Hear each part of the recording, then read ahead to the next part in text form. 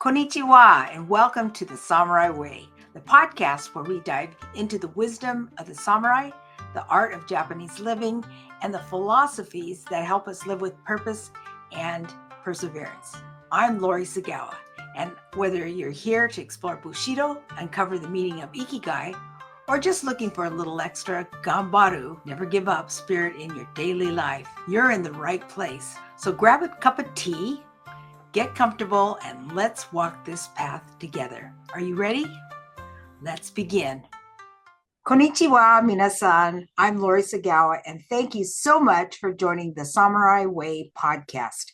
And today we have a special guest that I'm very excited to introduce to you, not only because of what he's done, but we just had a great conversation, and I know you will enjoy him too. So grab your cup of tea, join us for a conversation that could possibly really change your life. And I'll introduce him to you. Emille Bryant is a consultant and the founder and president of Go Ikigai LLC, where he helps entrepreneurs and organizations uncover their Ikigai, the deeper reason we rise up in the morning and the purpose that sustained us in meaningful work. He's a graduate of the U.S.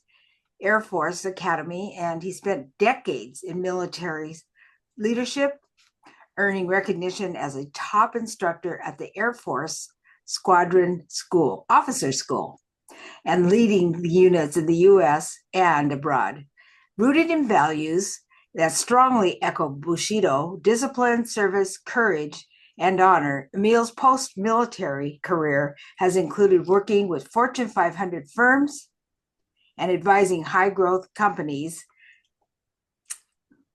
including 5,000 organizations. He is an accomplished author, speaker, and creative innovator whose work challenges leaders to live with purpose, integrity, and bold resolve. So please help me at this time welcome Emille. Wow, Lori, thank you so much for that wonderful introduction. And konnichiwa to all of the viewers out there. It's a pleasure to see you all and meet you all through Lori. This is going to be a lot of fun. Thank you so much for having me. Well, great. Well, people may not know who you are and they may wonder about the picture behind you, what that's about. And I'd like to know if you could share a little bit about your connection with Japan and the Air Force. Sure. So when I was 13 years old, I saw the Bluebonnet Bowl, and the Air Force Academy was a featured team. And for some reason, it sparked a passion in me to go to the Air Force Academy. At 16 years old, my mother asked me the life-changing question, how will you pay for college? And that is what gelled my desire to join the Air Force, the desire to serve my nation and to pay for college. And the Air Force Academy was the perfect blend of the two. I love the Air Force life as introduced through the Air Force Academy, and I stayed on active duty for 20 years, including tours in places like Alabama, Texas, Portugal, and Japan. And that's where I was introduced to Ikigai. Before I knew the word, I knew the concept. I saw people passionately living their lives, really putting time, effort, and energy into the endeavors that sparked their heart. So that showed me something that I didn't know could be. And everywhere I went, whether it was sake brewing, or it was bonsai trees, or it was karate do, or it was archery, or it was breakdancing, or it was graffiti, whatever the people in Japan, as I observed them, did, they did it with full heart, full gusto. I And love that that. left an impression on me. So I was there from 2003 through 2005, about 2.5 years.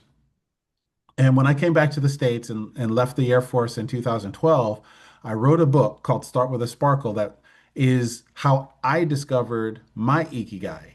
And that is because having been exposed to the concept, I knew that I was waking up every morning for a passionate purpose, something that really made me want to leap out of bed. And so that's what my book is about. What are the experiences and memories that led me to discovering the true reason I am on this planet and the joy of my heart in serving others in fulfilling that purpose, fulfilling that way of life?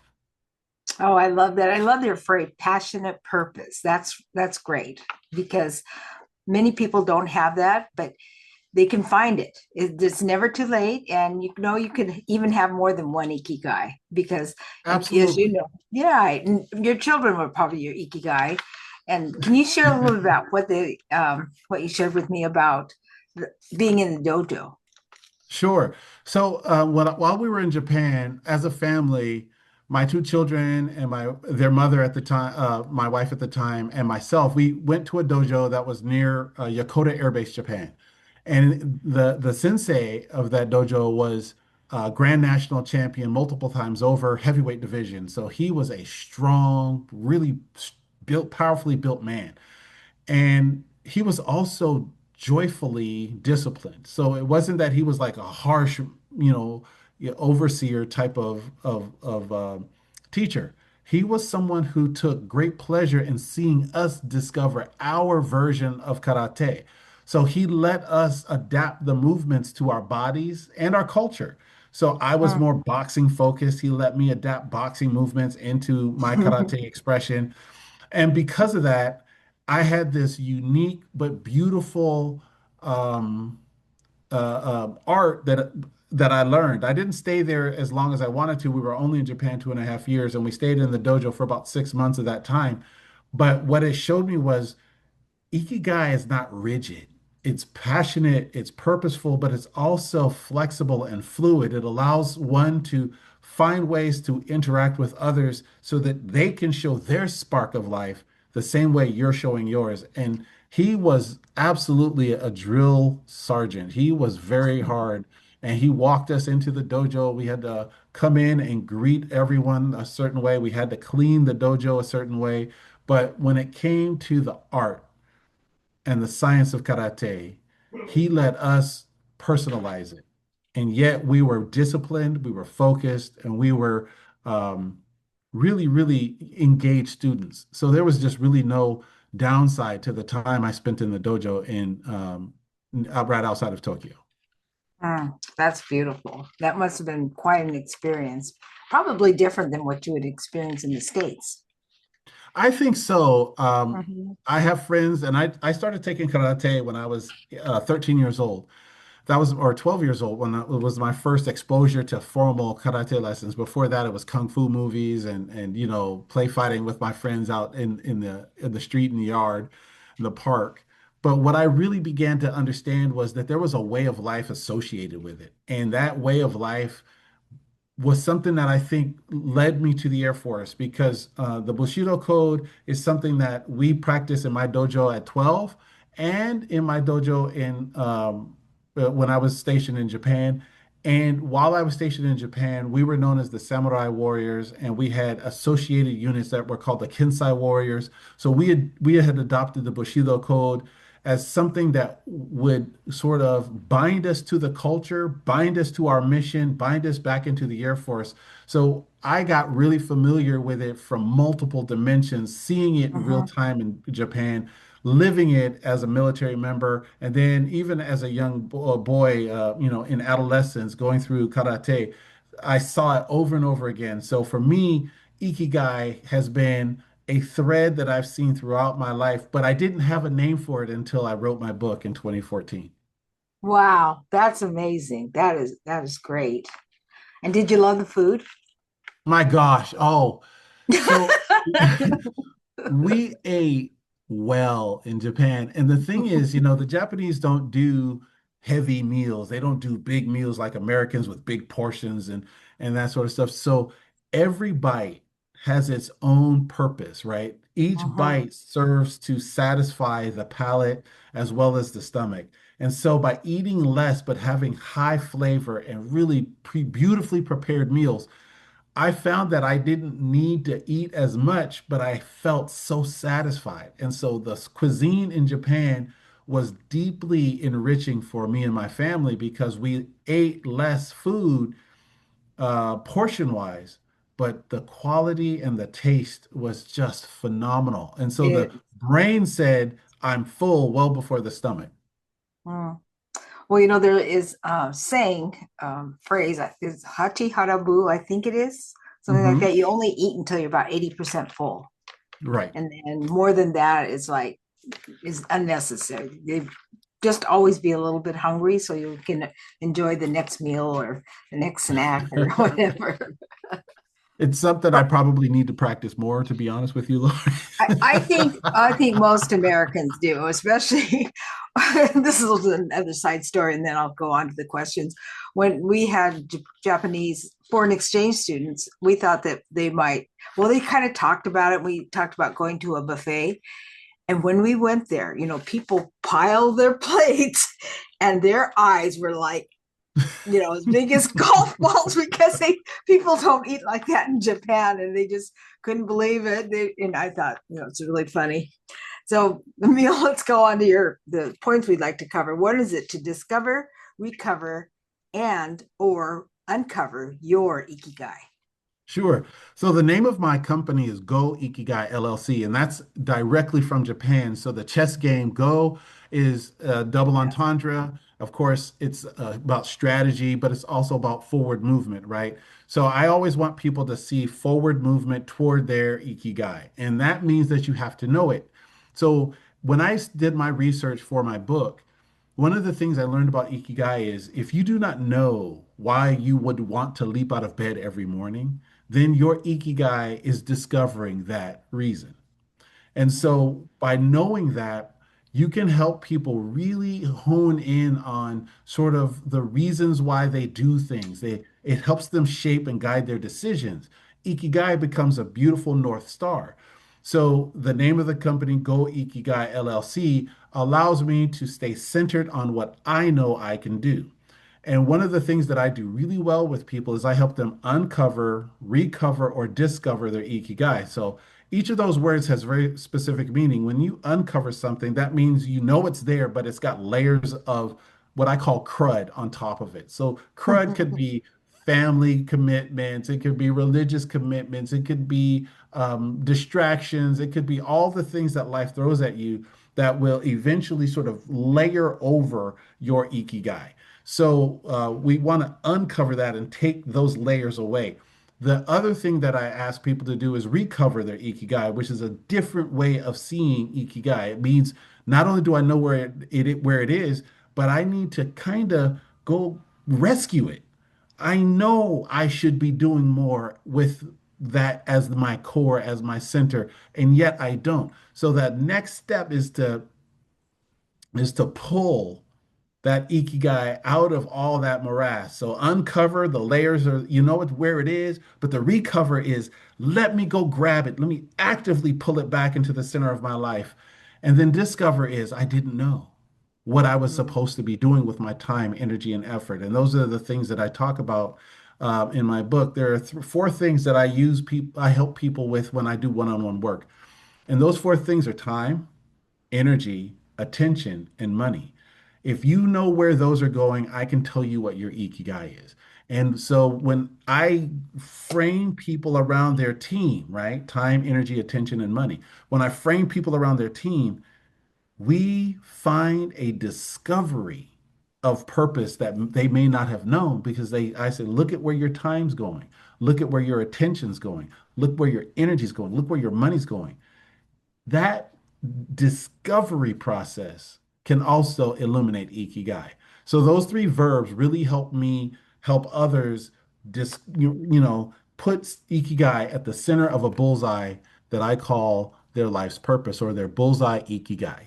Have you ever worked with someone as you talked about with all the layers and going through, sorting through, it's like kind of like going through somebody's house after, then they're moving, have are clueless or they have a hard time finding out what their ikigai. How do you work with them? So most of my clients are clueless unless they have a really strong purpose or mission or vision statement.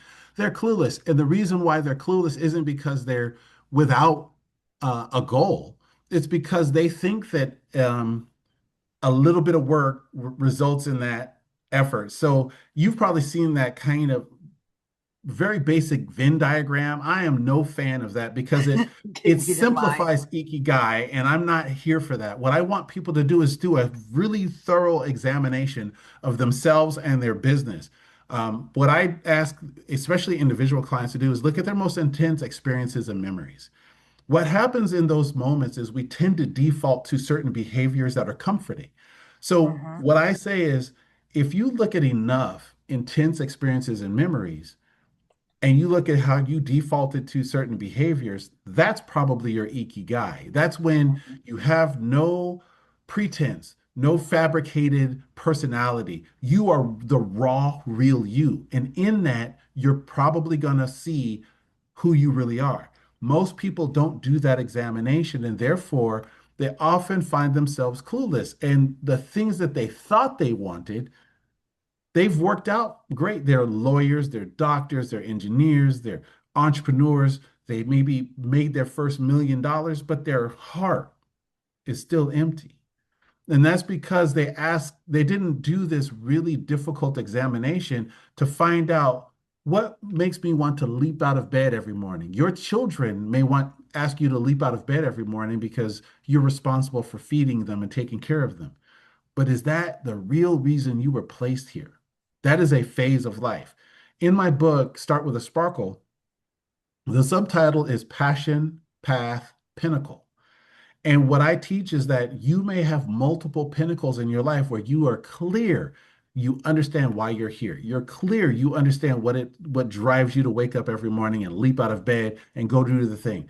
I have many people I've worked with who, once they discovered their ikigai, they found that they weren't working anymore. They looked forward to Mondays. They hated days off, not because they were Mm. workaholics, but because they had a passion for the reason they woke up that day and they couldn't wait to get to it.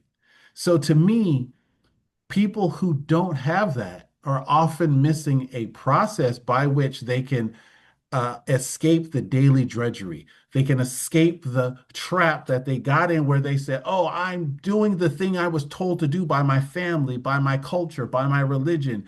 And they miss out on all of the beauty of being so driven on a purpose that everything in your life is centered around it.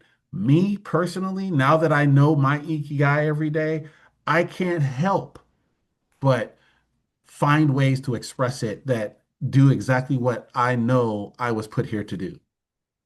Like this podcast. This podcast, Lord, you reached out to me on LinkedIn, and I was so thankful. I had no idea that there was even your show, your podcast, your connection to Bushido Code, to Ikigai. So for me, this has been a joyful celebration of the things that I know I can do. And what do I do? What's my Ikigai? Let me be very clear. My Sure. Ikigai is to help people become their best self, to help them see themselves as the greatest version of who they can be. So my tools and skills have been developed to help them uncover who they are truly, Mhm. and then begin to help them build a life centered around the expression of that beauty. That's beautiful. And so now, once you've, Dr. Emile, you've helped them find their ikigai. Now, what Mhm. do they do? So here's the thing that I think people misunderstand about Ikigai. It isn't a thing, it is a way of life. It is your life. So then what I tell people is put at the center of a bullseye your Ikigai, the thing that wakes you up every day, that makes you want to leap out of bed. And then begin to build your life around that in concentric circles that support that and honor that. So your family should be organized around that. They should understand, let's say you're a painter and your job is to paint every day. They should understand that Baba, this is the name my children give me. Baba has several hours every day where he has to paint. So we now know what those quiet hours are. That doesn't mean I'm ignoring you. It means that this is my focus. So then we build our life around that. So perhaps meal times are structured to make sure that I have that time every day. And then we can start talking about what meals best facilitate my ability to create. Am I going to be more vegan? Am I going to be more carnivore? Am I going to be more use more Japanese cuisine or French cuisine? Those are things that can add layers of expression to my ikigai. And then we can go out. Okay, I need to go to the gym every day. So, what workouts would I use that would enhance my ability to be a great painter? Do I need to use my fine motor skills? Are those kinds of fitness classes available to me that can help enhance my ability to see the world? Am I going to use my skills in photography to enhance my painting so that I can capture pictures and ideas and colors that I can bring to my canvas. All of my life is centered around my ikigai because I'm trying to always live it out. Whether I'm painting or not, I should be living my ikigai. And so if I build concentric circles around my life, in my life where that my ikigai is my bullseye, then everything I do supports, expresses, encourages, or educates me. And I'm bringing my family, I'm bringing my friends. So for them, it might sound a bit obsessive sometimes, but really what it is just that I'm making sure that everything I do has a link to my ikigai. Mhm. Right. That was beautiful. And I just want to share with you that I have a wonderful VA that reached out to you. Yeah, so I'm I'm extremely thankful. bright brained. I'm full of ideas, and I'm working on my next book starting in March. Oh, And fantastic. yeah, so it's going to be about Gambaru, never giving up, try your hardest, do your best, and don't take no for an answer, and you just continue and press through. So that's what helped me through traumatic brain injury in '05 and '07. But anyway, Mm. we kind of touched on the third part, and that's sustaining a life that centers on ikigai. So you actually did do a lot of that, but if you'd like to expound more, that would be great. Well, the thing that I'll tell people is that a lot of people don't understand what the purpose of work is, right? So the purpose of work isn't necessarily to make money. And I think that's something that it gets lost in our culture, in our American culture, because we do focus on material wealth and accumulating material wealth. But really, work has two purposes. I'm going to use a little bit of language, so I hope that your audience is a bit adult. But work either is your passion, is your joy, is your ikigai, or supports your ikigai. Everything else is bullshit. And that's the problem with most people that they don't know why they're working. They'll say, "Oh, I'm taking care of my family." That's not your ikigai. That is part of your ikigai, but that's not your ikigai. It's just, well, I want this beautiful car. I want this beautiful home. Great, but that's not your ikigai. So this conflation of material wealth accumulation and thinking that that's why you exist, people get to 45, 55, 60, and they look back and they have all the things. They've done all of it. In fact, I created a course called Awaken to Brazen Creativity. That course's job was to teach people, and you can find it for free on YouTube, but that course's job was to teach people that the barometer that you're using for your life cannot be someone else's measurement. It has to be personal to you. And so, what I teach is that your ikigai is a really important part of that barometer. Otherwise, you run the risk of developing this beautiful work, this body of work, this lifetime of effort in a career that doesn't please you when you're getting older or near the end of life. When you have ikigai, you have that resilience that you exhibited years ago. You have that ability to pivot into the things that make sense to you. But most importantly, when you spend a lifetime working, expressing your ikigai, when you look back, there are no regrets. Hmm. And sometimes people say, well, I'm too old, it's too late. What do you have to say to I say, ha! The reason why I that? say that is because some of the greatest inventors were they started late. They started after 40, right? So, Mhm. we look at the tech titans, these who, people like Mark Zuckerberg who started in college, and we look at, people like Elon Musk, and we say, "Oh, it's too late for me." The only reason it's too late is because you believe it is. Starting And they haven't today started. Hmm. is the only obstacle you need to confront. Can I start today? And the answer is always yes, you can. So if you want to start today, then this is the day where your ikigai became the center of your focus and the center of your expression. And the rest of it, whatever happened before then, was the prologue. This is the main story, the story of you sharing with the world the beauty of your heart, the beauty of your soul, the passion of your purpose. And then there's the epilogue. What happens after that? Well, what happens after that is the legacy we leave with our family, with our friends, with our culture, where we did something that sparked in us the most joyful, the most beautiful, the most eloquent, the most passionate expression we could muster. And then we find out who we truly are, because if you're late in age, you may be right on time in purpose. I like that. You should make that a quote. I'll leave Because it to your beautiful VA to extract that and turn it into something. But I oh, really it's appreciate great. that. But I started my business after my military career. My military career was my Ikigai for 25 years. I loved being blue. That is wearing the Air Force uniform. I was a commander, leader of airmen, leader of people from different nations, different backgrounds. It was my love, and it woke me up every morning. And I was good at it. I was the commander of the year. I was the flight commander of the year. I was the instructor of the year. I had all these accolades because I really and truly loved what I did. When I left the military, I was adrift. I have to be honest with you. I did not have that same connection to purpose. So when I finally found out who I was and what my real purpose was by going back and looking at my most intense experiences and memories, which is why I wrote a workbook that is with Start with a Sparkle, called Start with a Sparkle, the workbook. It allows people to do what I did, which is just really reflect on that. And so the number next to your age is irrelevant. Mhm. Today is the best day to start being the greatest version of yourself.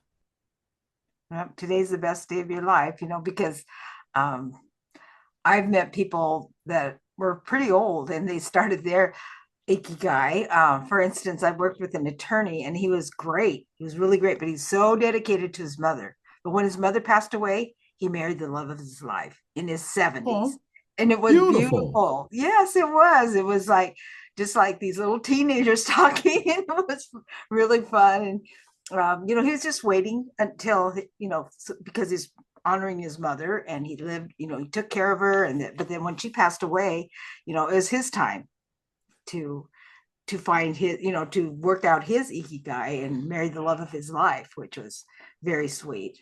Because There's this, so our culture, our American culture misses the opportunity to use the wisdom of our golden years. We like to sort of set aside our senior citizens, and they have so much wisdom and so much experience that they can help with, and more importantly, that there's still creativity and innovation coming and out of wisdom. those. All of those things are right there poised for us, and we need to begin to mine that and extract that Mhm. and leverage it as a society, because they're going to help us navigate some very difficult times. They're also going to help us, show us how to appreciate the greatest times of our life that are not connected to success. Perhaps it is at the end of a very difficult caregiving experience, you do find love. You do find the joy that gives you another summer season in your life, another Mhm. spring in your life. That is for me a way that we should probably be much more intentional by looking at our seniors and our elders and asking, what do you have in that beautiful mind that we can pull from, learn from, grow from, and use to enhance our lives? There's so much wisdom. And I actually had a grandmother that I adored, and she passed away when I was only 6. But I could just Oh, remember wanting to spend time with her, and she'd take me shopping, and um, I, she really liked me, and because I liked the nicer things and going to tea and things like that. But she did work, but she loved to take me, and because she knew I enjoyed that type of thing. So I've always loved older people, and hmm um, I have aunts, and I've always had like a mother other than my mother when I was growing up. Well, maybe when I was in my teenage, more adult years, I had an hmm Italian mother and a Jewish mother, as well as my mother. And they each That's taught me lovely. something. It That is was. absolutely lovely. So Yeah. that reminds me that, there's a picture behind me that I use to honor um, my military heritage as well as the heritage of those that I consider heroes, and that is the Tuskegee Airmen. So the Tuskegee Airmen, for those who don't know, were the most one of the most decorated units in the United States Army Air Forces, and they were special because they were African Americans who had previously not been allowed to fly combat aircraft. So they were the pioneers that flew those aircraft, and they did so with distinction, never losing a bomber that they escorted. The last one recently died in 2025, in September 2025. His name was Lieutenant Colonel George Hardy. So we don't have any of the original Tuskegee Airmen in our midst anymore. They are all, of course, World War II era veterans. But what they taught me and what I remember is that a dedication to a mission changes the world. Their mission was to integrate the Air Force. They did Mhm. so honorably. What can I learn from that? And what I learned Yes. from that I keep as a reminder on my background here is that I need to be just as disciplined, just as focused, and just as willing to endure hardship to express that which I've been asked to do.